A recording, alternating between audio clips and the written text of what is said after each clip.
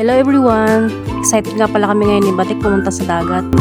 Kasi manghuli kami ng bayawak for today's video. Kasama nga pala namin dyan si Miguel.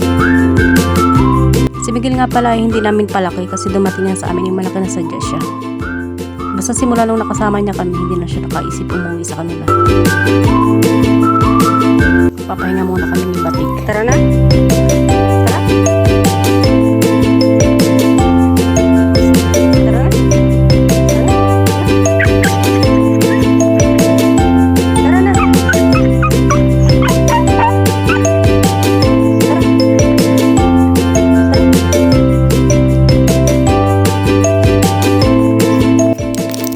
Para kang kabayan Tara dyan. na! Tara na!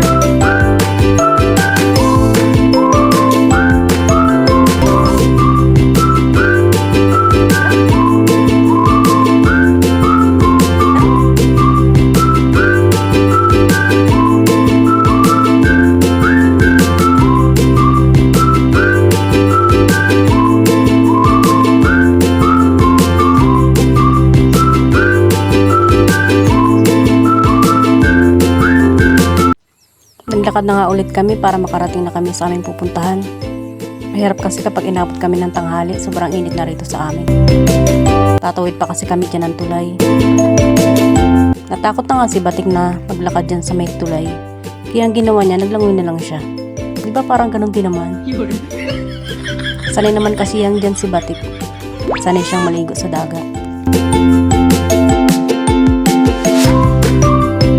Makarating na nga kami sa aming pupuntahan, eh naghukay na agad siya kasi nakakita na siya ng butas. Diba? Para siya dyang kangaroo. Parang gusto niya akong utusan na manghiram ng panghukay. Ayan, puro dumi na nga yung kanyang ilong. Sa sobrang tagal lang aming paghihintay, ay wala pa rin nga lumalabas dun sa butas. Kaya hindi naman niya itinigil yung kanyang ginagawang paghuhukay. Medyo lumalaki na nga rin yung tubig dito sa loob ng fish pond. Halos wala yan dyang pahinga.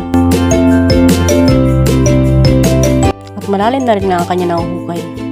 At ayan ang lumabas, ahas. Hindi ko na nga pala naipakita kung paano lumabas yung ahas sa butas. Baka kasi kami ay matuklaw. Ngayon nga lang pala ako nakakita ng ahas na nagtatago. Kasi kadalasan, sumusugod talaga sila. Sila kasi yung ahas na sa pispan lang talaga nakatira. Sa pispan o kaya ay sa dagat.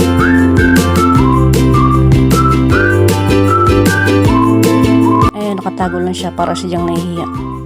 Hiniyaan nga pala namin siyang tumira ulit sa dagat o sa tubig.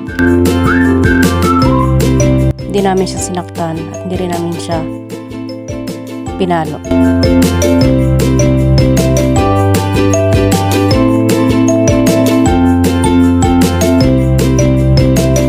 Wala nga pala kami nahuling bayawak. Ahas lang ang nahuli namin. Diyan lang. Bye!